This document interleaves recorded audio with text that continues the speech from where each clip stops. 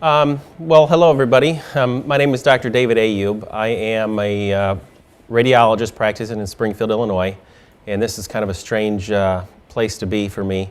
And I want to thank Maya for putting this together. I give a lot of talks on this, but mostly to people that believe the story already, pretty much. So, and I think most of you probably haven't heard all the details on the controversy between vaccines and autism. I have, hours of lecture material, and I obviously am not going to give more than 45, 50 minutes here today, so it was very hard for me to decide what I'm going to tell you and what not going to tell you. And you're going to hear both sides of the story, and I don't know, I think in medical school you tend to believe there's really only one side of the story, but there couldn't be two more different sides of the story. There are sets of physicians like myself and parents and a number of organizations that really believe mercury in vaccines not only has contributed to autism, is probably likely responsible for the majority of the epidemic cases we've seen in the last 10, 15 years.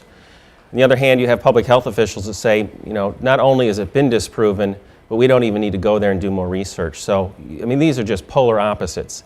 And I have come into this, really, just by accident. I don't have an interesting story to tell you. I just went to a meeting once, and I was convinced within the first hour what was going on, and I thought it was horrible.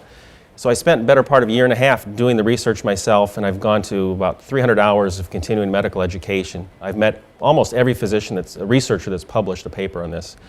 I've gone to congressional hearings. I've testified in 2 different state senates. So I've really done my due diligence. I'm not a pediatrician. I'm not a parent of an autistic child. So in one sense, I come in here with a little bit, with no bias, one way or the other. I haven't vaccinated kids, and I don't have a child. So I'm going to just tell you this amazing story, and by no means can I tell you everything, but again, the conflicts and disclosures, I have not taken a dime for anything I've done. I haven't even taken reimbursement for this. My parking voucher was stamped today, and that's probably the most I've ever had done. I haven't testified in any court cases, so it's really just something I believe in my heart. This is the right thing to do. And I want to say off the start that this isn't an anti-vaccine speech, and I think public health officials have tried to make this side of the story anti-vaccine. It's about making vaccines safer, and it's really anti-mercury, is about as anti as I get. There's a lot of science categories we can talk about, and there's some overlap, but I think what we're going to cover today are 2 sciences. There's clearly, if 2 groups are this far divided, and there's supposedly science that supports both sides, somebody's wrong. There's just no question. And so I'm going to talk about, in order to prove my case, I'm going to have to attack, critique, and try to understand the science that has refuted the association between mercury in vaccines and autism. And that's the first half of this talk. In the second half of the talk, I'm going to try to go through some. I won't be able to go through all of it, but there's a very large amount of science that supports the causal relationship between mercury and vaccines and autism.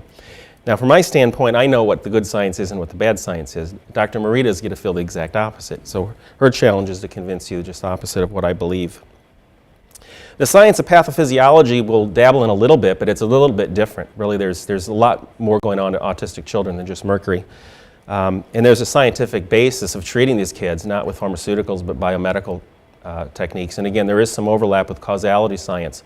But I just want you to get the grand scheme of things, as we really can't talk about the comprehensive science. Now, this is a 2 or 3 day seminar, and this is a very good conference in Chicago at the end of May. The flyers are posted on each corner of the room, and medical students are invited free to this conference. And every science, most of the scientists I'm going to show you today, they're going to be there. You can hear their talks. Physicians that are treating, and in many cases reversing autism, will be there, and you can see firsthand what they're doing. You can see the evidence yourself. Saw what I saw 3 years ago. Okay, let's introduce. I want to make the playing ground a little level here and to make sure we all know what we're talking about. What's been implicated mostly is the vaccine preservative thimerosal. And thimerosal has been around, initially was known as merthiolate when it came to market in the late 1920s. In vaccines, it's mixed with the vaccine formula as a 0.01% solution, or 1 to 10,000. And that sounds very dilute, doesn't it? It's an ethylmercury thiosalicylate complex. But it disassociates almost immediately on contact with blood and serum to ethylmercury. Ethyl mercury, further as I'll show you, breaks down to inorganic mercury. So there's a couple different types of mercury you're getting when you get a vaccine containing thimerosal. Eli Lilly has the trademark. They don't make it manufactured anymore, but they still make profits on this product through licensing agreement through 2010. In the grand scheme of things, there's lots of forms of mercury, but on top of the toxic list is the organic forms, and you probably from chemistry know why. Organic is hydrophobic or lipophilic, so it goes through tissues, membranes, placenta, blood-brain barrier with ease. And methyl and ethyl mercury are in that most toxic group. You will hear from public health officials that ethyl is much, much safer. It doesn't compare to methyl. But yet these two are very, very chemically closely related.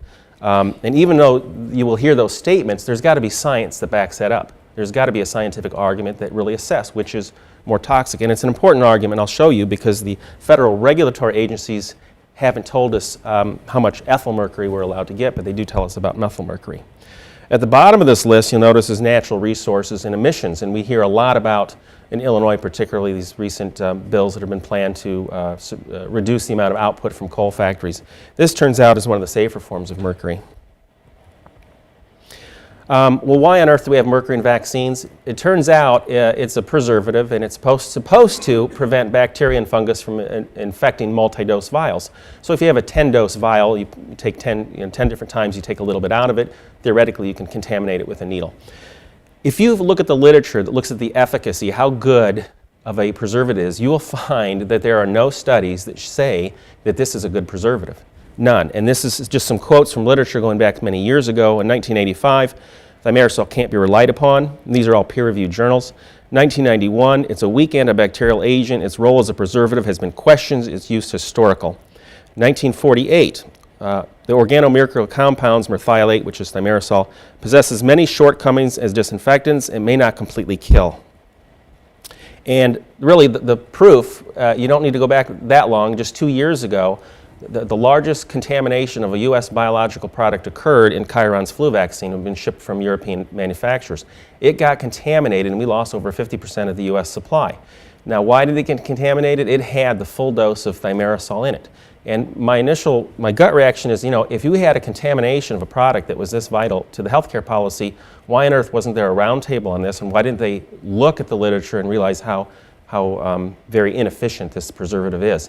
I've actually heard congressional hearings at the state level. I've heard public health officials say, you know what, we need to keep mercury in the vaccines because Chiron got their vaccines contaminated, so we have to keep using it. They didn't tell the legislators that there was a mercury already in it and mercury failed. And that's the kind of rhetoric that we're seeing. That's the kind of deceptive arguments that I've been hearing day in, day out. This is the vaccine schedule in 2004.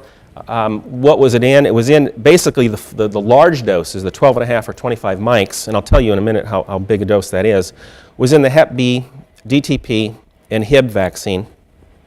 So kids were getting those 3 vaccines, but multiple shots in the first 4 or 5 years of life. Rogam had it doesn't anymore, and flu vaccine, which is now increased in infancy and children. So we now have gone 2 steps back, 1 step forward, unfortunately.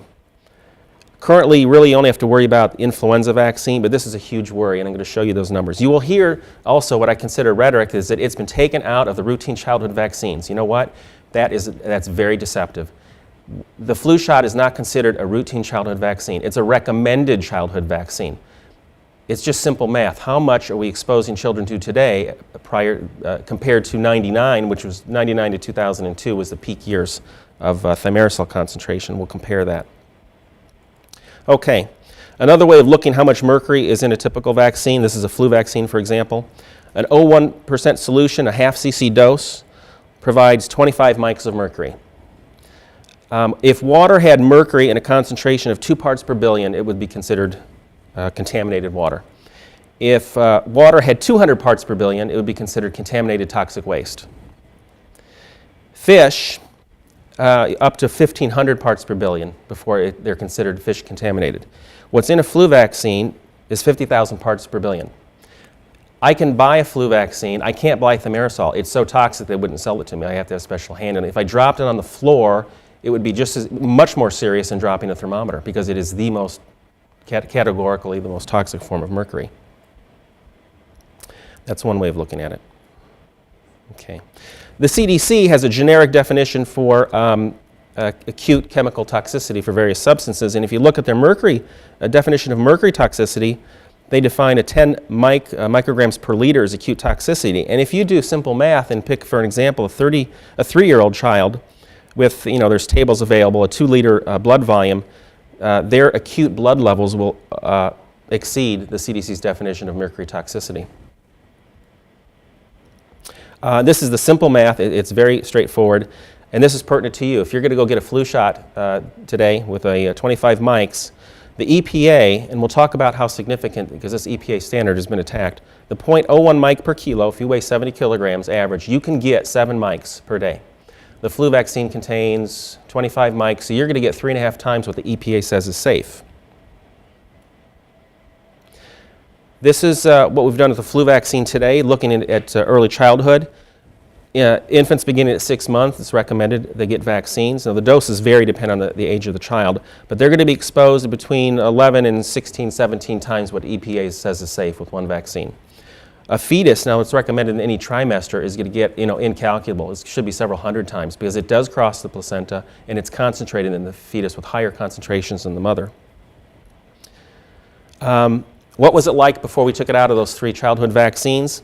Well, this is the table looking at the age of vaccination through 60 months, and you can see the EPA violations range from 13 to as high as 130 times EPA's limits. So you will hear this is a small amount. This was no way you can say that this is a small amount of mercury. It's inconceivable how you can consider this small amount if the EPA standards are correct, and then and that's going to be challenged.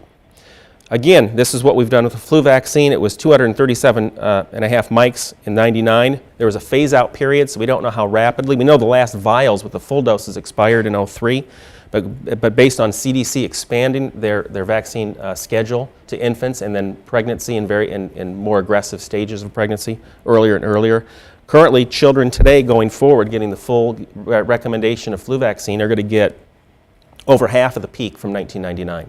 So it is not out of vaccines. It's still substantial. There's no question about it. And this has really been underplayed. In fact, the head of pediatrics at SIU vehemently argued with me when we met a few weeks ago, it's out of the vaccines. It's out of the vaccines. He did not know it was still in the flu vaccine. 80 to 90% of the flu vaccines being created still have the high doses in. There was about 6 million doses last year for infants. How do health officials respond to this? The response that's being quoted, I know because I've gone head-to-head with health officials in Senate hearings. A paper published in Pediatrics by FDA scientist Leslie Ball took a look, and they took a table. And this is a table, it's a little hard to understand, but they looked at the 6-month exposure. So what they did is they looked at how much you can get every day by EPA's limits and went out 180 days and added it up and divided it by 180 days, and they got an average. So they realized when you work that, this 187 mic cumulative dose really was barely in violation of the 50th percentile of weight.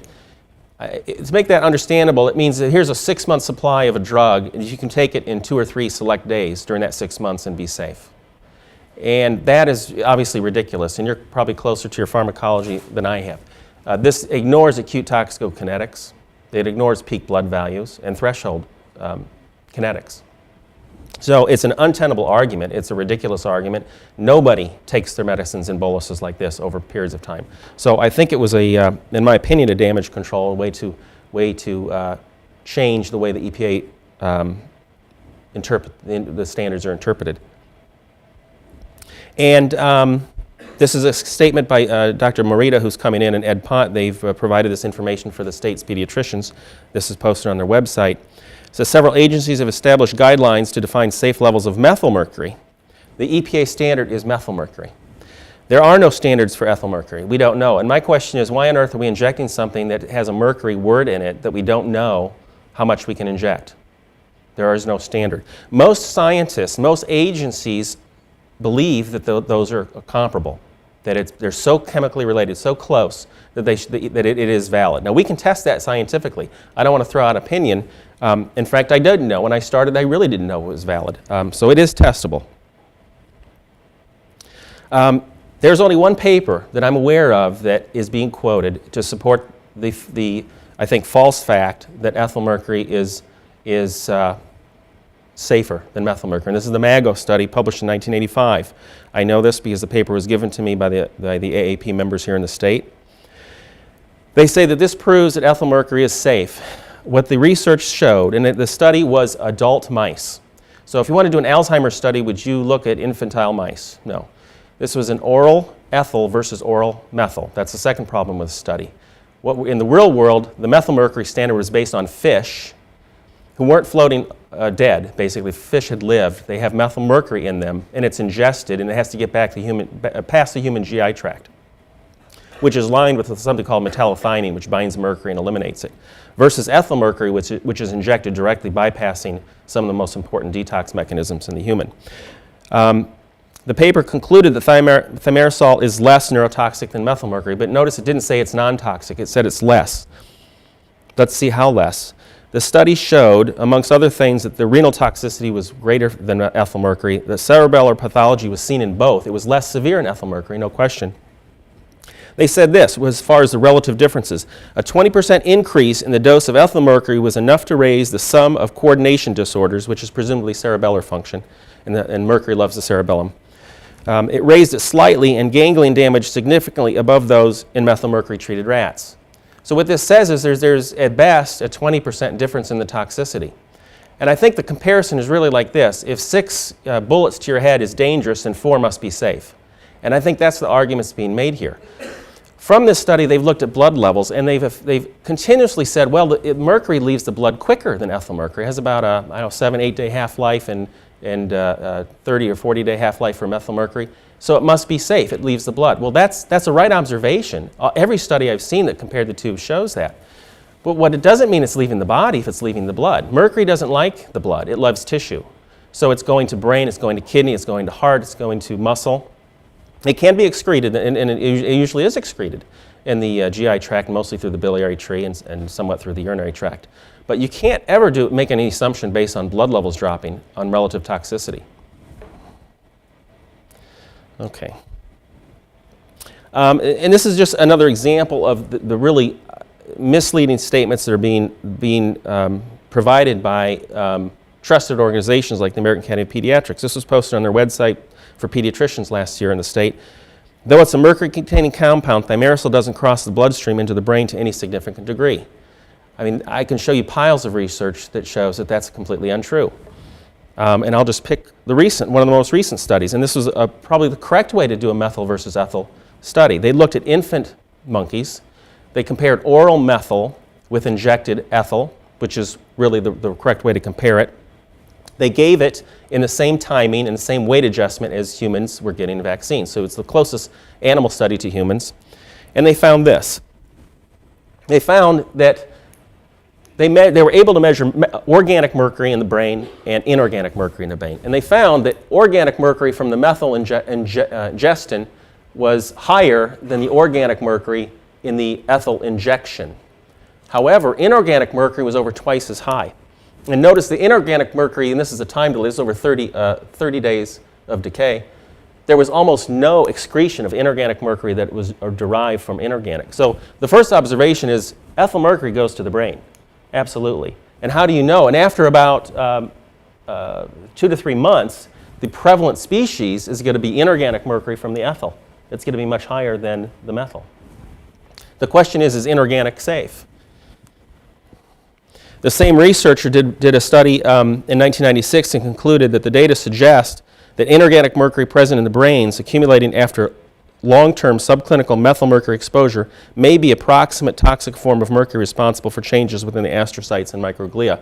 So there's some research out there that suggests that the inorganic isn't a deactivation as it's been sold as a deactivation process. It's very toxic. What makes it very toxic is the fact that it's in the brain, it gets converted in the brain, and it can't get out. If the conversion occurred in the gut, it would be a good thing because it can't get back through the gut. It's now non-organic, it's inorganic. But when that conversion occurs in tissue, it's locked in that tissue for longer. It can't pass out as easily. Okay, a little bit of overview of some of the basically public statements that were made with regards to what was going on with the mercury and autism issues. I think the first red flag that was raised publicly was this statement issued by the CDC, AAP, and Public Health Service in the middle of 1999. They did this as a response to an addendum to an FDA Modernization Act, and somebody in Congress asked them to accumulate a list of how much mercury was given through pharmaceuticals. And they came back a couple years after that request, and we must have been pretty shocked at what they saw, because they made this announcement that there was a significant safety margin, there's no evidence of harm, but we're going to take it out of the childhood vaccines as a precaution because of potential risk.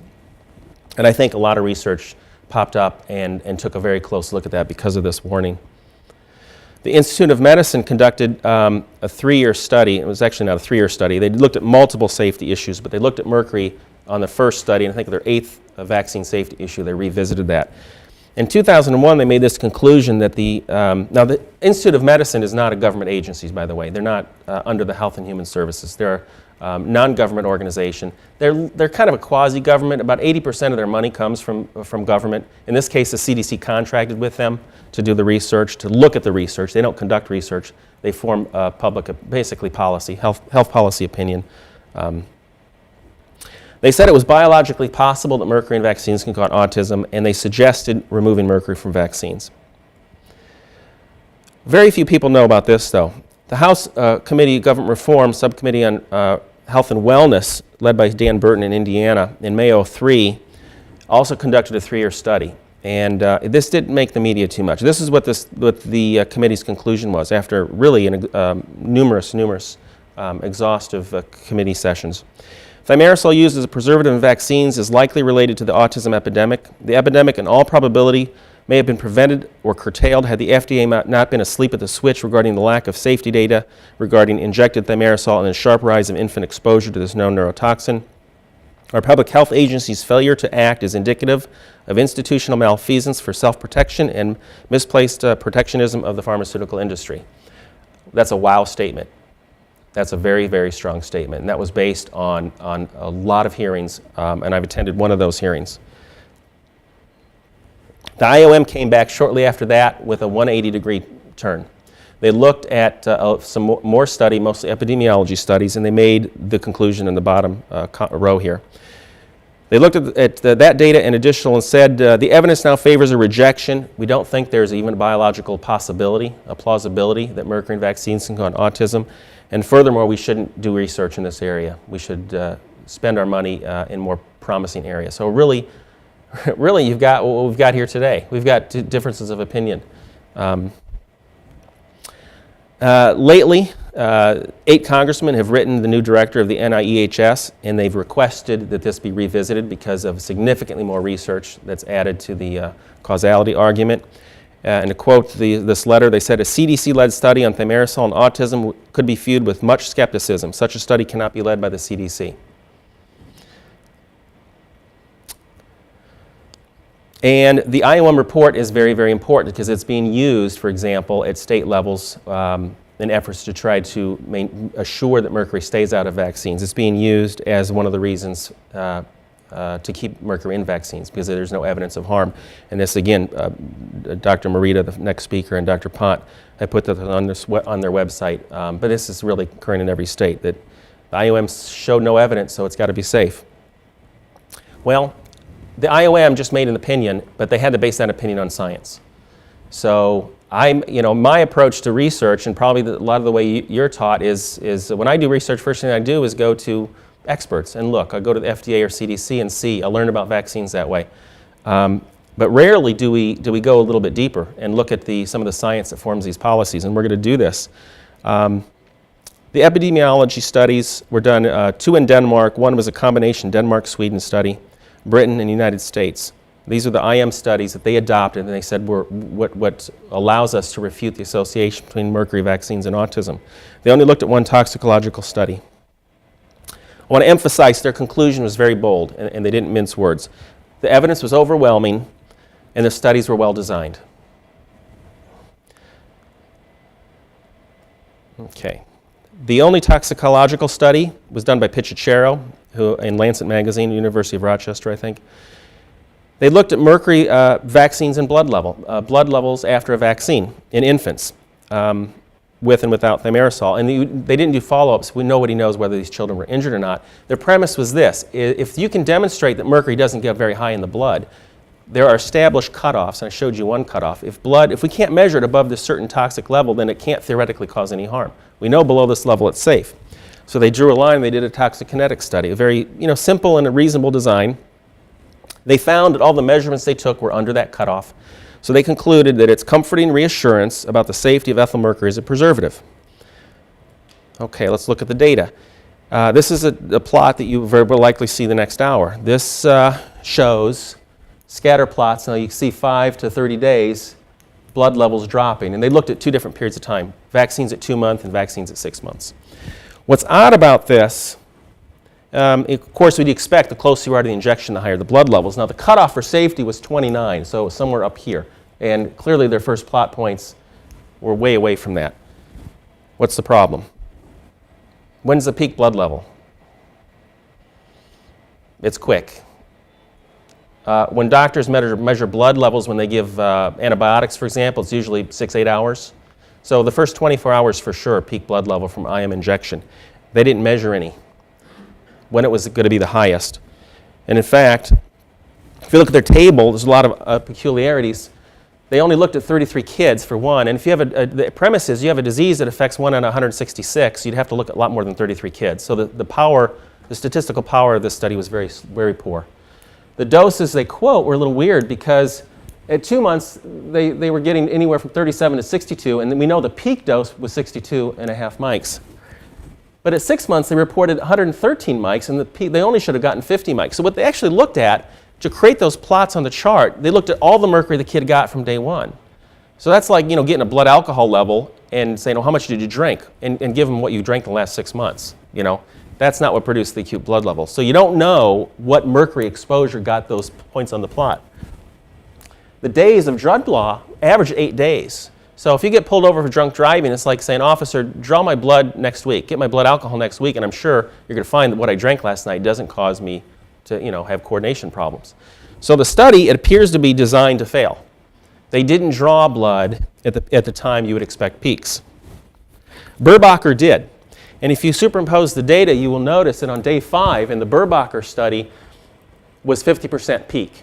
The peak occurs in the first 24 hours. At 5 days, you should be 50%. This 20.5 nanomolar, turns out the kid only got 37.5 mics and not the full 50 mics, or 62.5 mics, sorry. So you should double this. So this kid should have been probably 40 if this was half of the peak. And it shows, and the cutoff is 29. So this shows that it's certainly theoretically possible that vaccines can cause what they call toxic levels. Now that's their standard, their cutoffs, or one of the cutoffs that exist. The epidemiology studies are just as odd. 3 of the studies from Denmark, published in pretty reputable journals, obviously. The authorship of these 3 papers, about a third of them worked for a drug manufacturer who actually made 80% of their money selling thimerosal-containing vaccines to the United States. So I think it's fair to say that they may have been stockholders. They certainly would have had, if not a bias, they certainly would have conflict, but those conflicts weren't disclosed in any of these papers. 3 of the 17 worked for the CDC. Now, generally, you would think that's a good thing, but the trouble is, this is one of the agencies that Dan Burton's committee said is guilty of institutional malfeasance, and they're responsible for oversight. So the same agency, and this is what I think the problem with a lot of this, public health, CDC, and FDA are being charged to police themselves. This is like if Ford has bad cars, do they form a committee of Ford executives to say, no, those safety belts, there's nothing wrong with them. So in this case, I think that's overlooked, but we're asking them basically to indict themselves if they do find that mercury in vaccines cause autism. What about the data? Well, Denmark didn't get as much mercury as we did. They got about half, 125 mics by 6 months of age versus 237, so that's a little bit different. This is, now the database they used was called the Danish Psychiatric Database, and there's a lot of irregularities with the database. This is what the Madsen study showed, that you take mercury out of vaccines and rates went up. So independent, so it can't be mercury in vaccines. What's going on? Well, what's peculiar about this? Well, there was some shifting parameters within the study. Before 1990, they had very loose criteria for diagnosing autism. They had an ICD-8 code in about 1990, and then it got more broad in 1994. Then they added patients. This was an inpatient population. They added an outpatient clinic and then added more outpatients. It turned out about 95% of their autism patients were outpatients, and you'd expect that. Just like most of the cancer patients are probably at home and not in the hospital. Imagine this, if this is a curve of how many cancer patients are in Chicago, and right here you count cancer patients in the hospital at Northwestern. And about here you go, you know what, let's add Cook County and University of Chicago. And let's add all the patients at home. And the numbers go up. But they didn't change the denominator, because the denominator was just the Census Bureau. So all of this is just basically catching the basket that they've increased. They're catching more cases. They oversampled 13 to 1. So if 80% of autism is due to mercury in vaccines and 20% is not, that's a 4 to 1 ratio. You oversample 13 to 1, and you're going to show this.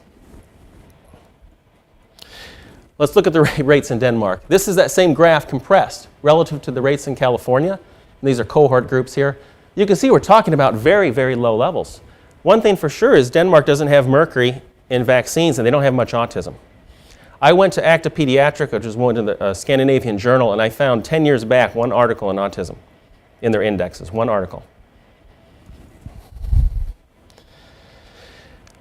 The database, the Danish psychiatric database, was obtained unofficially, and I'm happy to say that it has been obtained now officially, and there are researchers relooking at this data more appropriately. The preliminary work, which was published in an editorial in JAMA, found that when you compensate for the oversampling, when they took mercury out of the vaccines, even though it was a much smaller amount than here, autism rates dropped by 2/3. United Kingdom really wasn't much different. They had less than half the mercury. Whoops, thought I had a few more comments. There were other problems with this study, which are very complicated epidemiological, I say faux pas, that I'm just going to skip over because I've got the clock is ticking here, but the U.S. study, this is actually a database with great potential. The Vaccine Safety Database was created as an act of Congress, I believe. It's run by the CDC. It's a linked HMO database. It has a huge number of participants in the Northwest, 2.5% of the U.S. population. It was studied by CDC researchers. They reported in pediatrics this. Phase 1 study showed ticks. There was a relative risk of ticks with mercury exposure. 1.89 is, mildly positive. HMO-B, they had language delays, which were statistically significant at 3 and 7 months. Then they did a phase 2 study, and this is where it gets a little strange. They found HMO-C, and there was no association. They couldn't find it, and there was no association to autism on any of these. They looked at a range of neurodevelopmental disorders. Their conclusion was because there was an inconsistent association, we don't think there's any association, because HMO-C didn't hold up, so it was inconsistent. They did admit limitations. For example, they didn't capture all the neonatal hepatitis B vaccines, which would be very important, of course. They say that the accuracy of HMO-C, the record keeping, wasn't certain, but they assumed it was going to be pretty high. Well, it turns out the exact opposite. Here's HMO-C that really kind of got them on the other side of the fence. It was in bankruptcy. It was in receivership.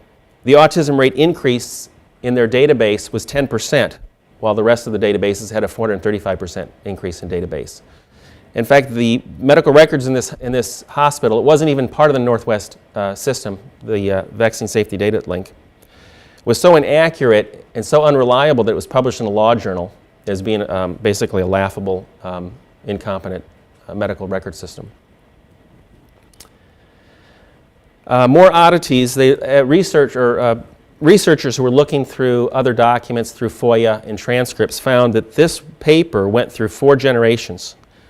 And when looking at the relative risk between autism and mercury, and I'll define relative risk a little more clearly, they found that it kept on changing. The publication was basically risk of 1. The IOM presentation was 1.5. Simpsonwood, which was a private meeting between vaccine manufacturers and the CDC and researchers, 1.69. And the first internal memo that was achieved showed a relative risk of 2.5. That's odd. So basically, this is what it looks like graphically. Every time they looked at the data, the relative risk dropped. There are some oddities with this. If you look very carefully, you notice that you've got categorically, what's it relative to? Well, it's relative to the lowest category, which is less than 37, and higher than 62. But they don't tell you what's the relative risk between 0 exposure and 237 mics. Big difference, okay? And one of the trickeries in epidemiology is if you want to disprove a trend, don't look at the extreme of ranges. So this is cancer rates in tobacco. If I want to show that tobacco smoking is safe, I might compare somebody who smokes 2 packs a day with somebody who smokes 2¼ packs a day. And if that study shows no difference, I'd say, wow, so tobacco doesn't cause smoking. And I believe that's part of the problem with this database, that they were very restrictive in what categories they allowed. Now, this is a public database paid by taxpayers, and it's been lost. It's unavailable.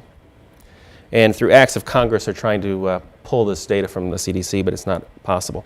The bottom line is the first author of this, I think, probably helped develop a conscience after all this controversy when this was exposed. And much of this, to tell you the truth, was out of the radar of pediatricians. American Academy of Pediatrics has really never recognized these controversies with this study. Verstraeten himself said, the bottom line is this, and it's always been the same, the association between thimerosal and neurological outcomes couldn't be confirmed or refuted. Therefore, more studies required. He called this a neutral study. Well, it turns out there was one more generation of data after this statement through FOIA, the more original, we don't know how far back the original data set is, but I have copies of this. They found the relative risk comparing only those that got more than 25 mics to those that got less than 25 mics in autism, ADHD, and sleep disorders was, I would say, very profound. Certainly raising a concern about causality with autism, ADHD. And sleep disorders, by the way, is very prominent in the mercury toxicity literature. It's one of the many prominent features of mercury poisoning. And just to remind you, the evidence was supposedly overwhelming and well-designed. I'd say it is overwhelming, but it isn't well-designed. I find it very difficult, and again, somebody who's starting from a neutral base, how these studies could have been held up as valid research. There are major problems with all of these studies that the IOM said refutes the association. Okay. You will hear from health officials that thimerosal's been around since the 1930s. That doesn't mean it's been safe. You know, we can be wrong for 60, 70 years. But that phrase will be stated to support that kind of a grandfathered concept. Well, it's been around for so long, wouldn't we have figured out if there was a problem by now? The FDA and the CDC basically say the same thing on their website. They quote a Powell and Jameson study of 31. They list a bibliography of studies that supposedly show this. And this is just a scientific debate. It should be a scientific debate. And my question is, I think as we go forward, is where's the evidence of safety? The Jameson and Powell paper, there's only 2 papers in the 30, and I guarantee you I've gone through every Index Medicus and every reference book on mercury ad nauseum. And these are the studies in the 1930s. There's nothing else. Rabbits were given lethal doses of mercury. They died of mercury poisoning, 88 out of 170. Rats got it too. Very vague numbers, but about 150 got it, and there was 20 autopsies, and renal lesions were described. Mice and dogs, there was very little discussion. You couldn't even extract results. Guinea pigs were guinea pigs and had severe reactions. The other study in the 30s was the Casey Smithburn study, and this is widely quoted. Casey Smithburn is an Eli Lilly researcher at Indianapolis. They had patients come in during a meningitis outbreak. Some of the patients, 22 of them got merthiolate, and that's the old term for thimerosal. And they got big doses, no question. I mean, these aren't the vaccine doses. These are mega doses. Overall, in 141 patients, 65% died. Only through congressional subpoena did they find out what happened to the merthiolate versus the non-merthiolate. 100% of those that got merthiolate died. Those that didn't had a 59% mortality rate. The follow-up in some cases was only a few days. This is not what you would call a design safety study. If you go to regulatory agencies, and I could show you, 50 pages of statements like this, and this is a general comment on mercury. I have to assume that ethyl mercury is being on the top of the list as an organic, an alkyl mercury, the most toxic. This is applicable. And this is really how I started my research. I just wanted to see what the government regulatory agency. I mean, mercury toxicity has been around for decades. And these guys are experts. They have stacks of research on this. And we don't, in my modern area, this doesn't come up. I mean, I didn't have any lecture on mercury toxicity in med school. It just wasn't around. It's really missed this generation. It was not since the early 1900s with pink disease, which was a calomel lotion, a teething powder. that was laced, and most of that was in the United Kingdom and Australia and other UK nations or British nations. The CDC agency, the ASTDR, says this: mercury is a developmental toxicant. The effects are primarily neurological, ranges from delay in motor and verbal development to severe brain damage. The infant may be born apparently normal, but later show effects slower to reach developmental milestones, muscle weakness, inability to speak. Severity effects depend on the level of exposure and timing. NIH says this: can permanently brain, and this is again just generic mercury, or in this case metallic mercury, can permanently damage and fatally injure the brain. Small amounts can be devastating neurologically. For the fetus, infant, and children, the primary effect is neurological. Even low levels of mercury can result from mother's consumption of methylmercury and dietary sources, can affect the brain and nervous system, impacts on memory, attention. We have an epidemic of attention problems, memory, attention, language, and other skills. Now, I'm not presenting this as the primary science of causality. We're building up to that. But this is basically how I step through it, and that's how I want to present it to you. EPA's statement on methylmercury, again, intelligent attention, memory problems. Now, their statements on thimerosal, specifically. Manufacturers have to produce these MSDS sheets for people that work around this in their factories. In animal studies, it shows it causes mild to mental retardation and motor coordination impairment. Humans is known at California EPA to cause defects and other reproductive harm. Nervous system effects, exposure to mercury in utero and in children can cause mild to severe mental retardation and mild to severe motor coordination impairment. Now this sounds to me like this can get into the brain. And yet we have a very well-established medical organization saying a year ago that this doesn't get into the brain. National Toxicology Program.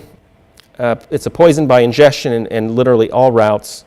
Experimental reproductive effects. Exposure symptoms include mental retardation, loss of coordination and speech, writing, gait, stupor, irritability, bad temper, progressing to mania. You know, a lot of these things sound like autism and autism spectrum disorders. Again, I'm not presenting this as the hard science. California EPA's come down on this very strongly, said it's biologically plausible that thimerosal can cause adverse developmental effects. And all these occurred years before the IOM met, and when this was not controversial. The FDA banned thimerosal from over-the-counter products in 1982. They never enforced it till 20 years later. Over-the-counter topicals, eye drops, ear drops. They weren't communicating to the vaccine division. That's the internal politics of what happened. It should have been banned from all products. They did it because it wasn't safe and it wasn't effective. There were fatal complications reported with large exposures from ear irrigations and omphalocele topical agents, post-operative and so forth. Okay. And I could show about 20 or 30 studies like this. I'm just going to show one in the interest of time. You can't design a study where you drop thimerosal on tissue and not injure it. It's impossible. I can't find a single study that says this. If you look for damage, you will find it. And this is one study, it's of interest to me because it's published recently looking at neuroblastoma cell line. They dropped micromolar, very, very small doses of mercury at 42 hours, and at 2 hours, we're destroying tissue. And these are very, very small levels. And like I said, there's dozens of studies like this. These are the in vitro studies. And these are cases of fatalities from thimerosal. I'm not saying this is a vaccine level. It is not vaccine exposure. These are all much larger exposures. It is that toxic. We've learned some things through all of this on synergistic toxicity, which is relevant. This is a study done at the University of Kentucky. If you look at a cell culture over 30 hours, the natural death rate is very low. If you add mercury, there's a rapid decline. If you add aluminum, there's a synergistic, very rapid decline. Aluminum is in vaccines. What's pertinent is if you do a research study with thimerosal only, you have to consider that that may not be what's going on in the real world through vaccines. If you add testosterone, why was this added? Because there's a male predominance in autism and autism spectrum disorders. They died immediately.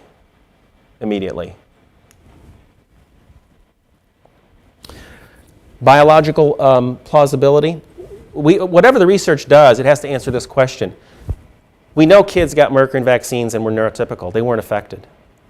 Some kids got it and were affected. So if we're going to explain this scientifically, we have to come up with the basis of why some children didn't get it. Now, this shouldn't surprise you because, everyone who smokes doesn't get lung cancer.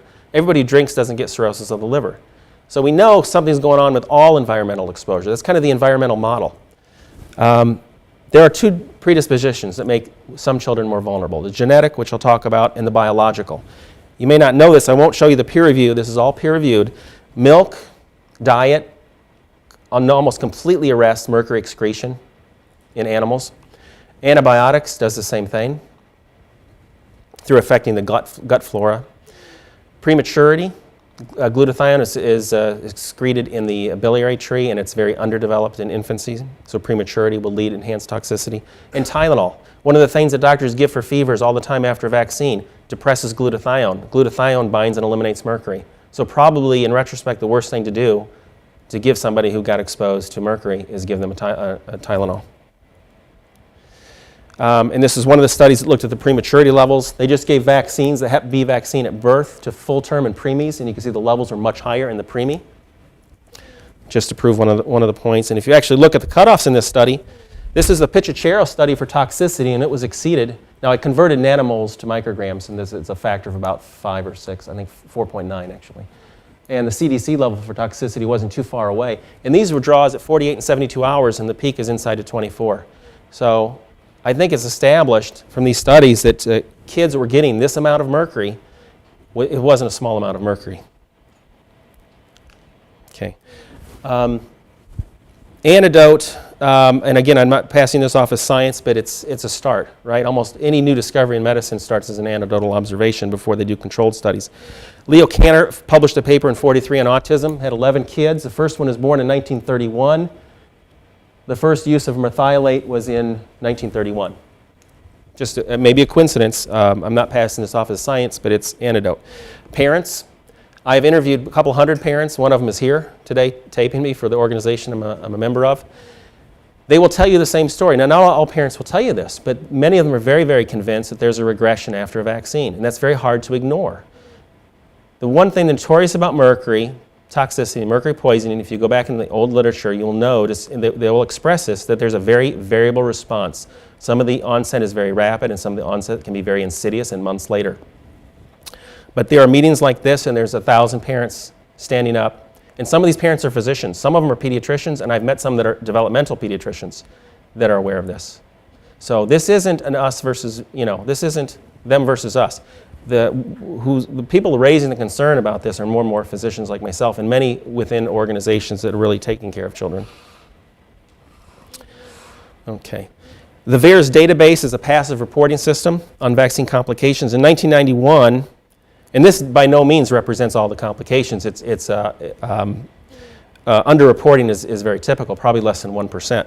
But reports from physicians going back to 1991 reported that a child after a vaccine developed autism. This is before it was on anyone's radar screen. 1994, this physician reports 10 cases of autism after a vaccine. Now, those don't seem like huge numbers, I know. The VAERS database has been useful, and it has been used historically, and the CDC has relied on that in the past to start research. They found with intussusception and rotavirus, initially there was 15 reports, neurological complications after MMR, 84 reports, Guillain-Barré syndrome after the influenza swine flu vaccine, 382 reports, and currently there's 800 reports of autism.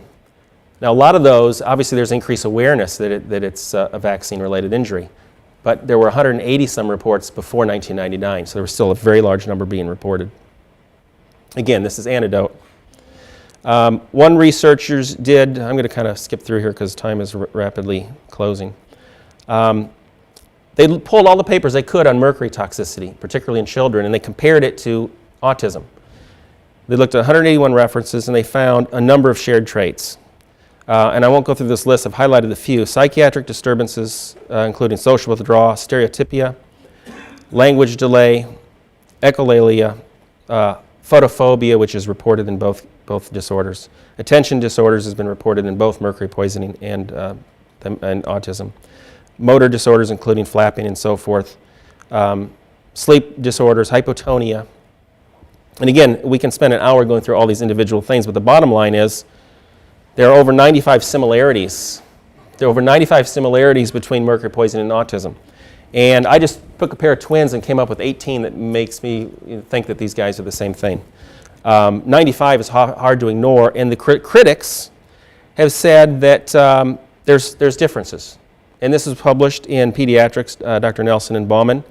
And I don't find this list very impressive when they've ignored 90 criteria. And in fact, some of these are completely wrong. Head size, for example, they say is large in autism, and it's large in 14% of the cases. 5% of the cases it's small, and most of those cases it's normal. There's significant overlap, and most children with mercury poisoning didn't get a microcephaly. The more severe poisoning in utero, so forth, was associated with that. The man behind the camera will tell you about his daughter's visual problems, and with chelation therapy, she no longer wears glasses. And I've heard that story many parents, including peripheral vision restoration after chelation. I couldn't find mention in the peer-reviewed literature. So to say that there's no vision problems in autistic children, you'd have to do a study looking at vision problems in autistic children to make that comment. And there ain't much out there. So that statement can't be made. So I think this list is just trying to distract from the overwhelming similarities. I'm going to slip through with one more piece before I talk. I've got literally probably another hour of science to show you, and I haven't even gotten into the causation science. Let's use our head. If we think this is mercury toxicity, what do? How do you diagnose this? Well, don't you think you would measure this? Does it make sense that you should measure this? The problem is these kids were getting shots at birth, 2 months, 4 months, 6 months, and they were getting diagnosed with autism 3, 4, 5, 6 years of age. Most of their exposures were a long time ago. It's out of the blood, it's out of the urine, it's out of the stool. How do you diagnose it? Well, these group of researchers got first baby haircuts, and they wanted to look at the difference between vaccinated kids that were neurotypical and vaccinated kids that end up developing autism. They found something initially that surprised them. Hair mercury was very low. In autistics, it was very high in controls, a big difference. And this has been confirmed by Arizona State University research. What they thought that meant was this, is they can't get rid of the mercury. That's why it's not in their hair. They can't excrete it. Hair represents what the body's biochemistry can eliminate.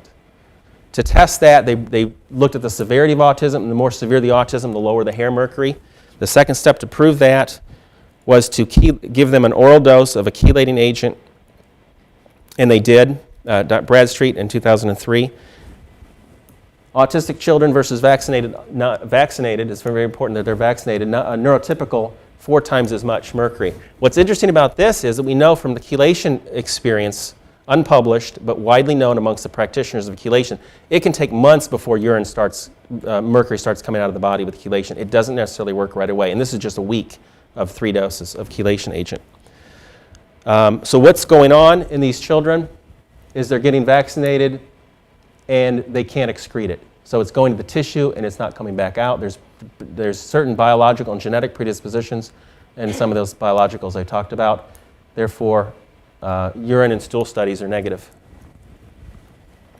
To be published this summer is a research study done in France, and this is probably the most exciting thing. It was rejected by pediatrics, but it'll be published in Lancet Neurology. Porphyrin levels, it turns out, are an exquisitely sensitive way at measuring total body mercury, and not short-term, long-term body burden. This is the porphyrin pathway on the way to heme synthesis. There are several binding sites. When mercury binds to this, it kicks porphyrins out in the urine, and it produces a very specific spectroscopic pattern, such as this. And the red is much different than the white, these 3 specific porphyrins. It's been confirmed in animal studies. There's a very high correlation. This is the 3 forms of porphyrins that are, this is a log scale, so 7 and 15 times more than controls, exposed versus unexposed. So this is very sensitive looking at body burden. And after chelation in the animals, the porphyrins dropped, as you'd expect.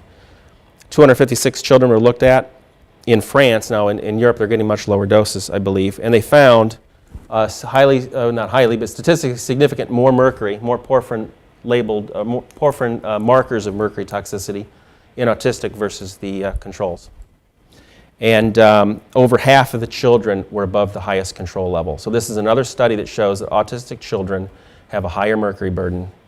And I think that has to be explained not with epidemiology, it has to be explained from toxicological studies. And with that, and I'm running late, I think I'm going to stop knowing that I've got a whole bunch more science to show you. And it was just important, I think, for this presentation to go over what I think is invalid science and flawed conclusions. On the website, you can see for yourself the full talk, which is probably 2.5 hours.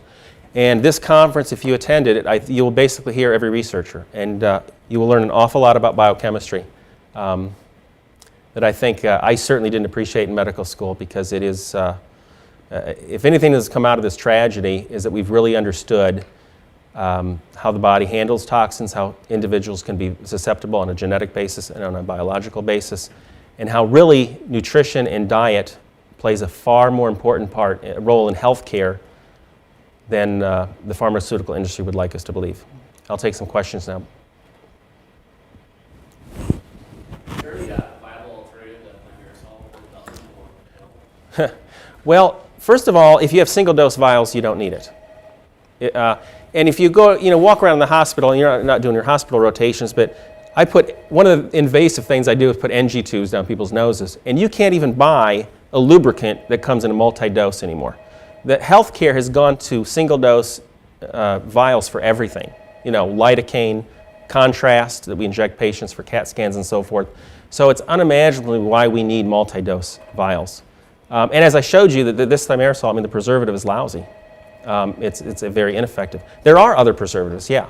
And I can't tell you why they haven't been considered. I don't know. More expensive. Yeah. Why is it testosterone-based thimerosal or Well, it turns out that work is still developing, but I think the explanation is it blocks DHEA to DHEAS pathway and mercury blocks the testosterone pathway. It normally runs off into DHEAS and testosterone. The DHEAS pathway is destroyed.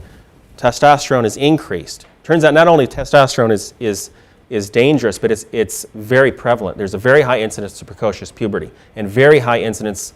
And the early research I saw showed nearly 100% of female and male autistics have high testosterone versus age controls. That obstructs homocysteine. And I didn't get into the biochemistry, and I regret, because it's the most impressive work that's been done. It obstructs the pathway from homocysteine to glutathione. And what's glutathione do? Binds mercury and eliminates it. So the pathway of detoxification can be obstructed by high testosterone.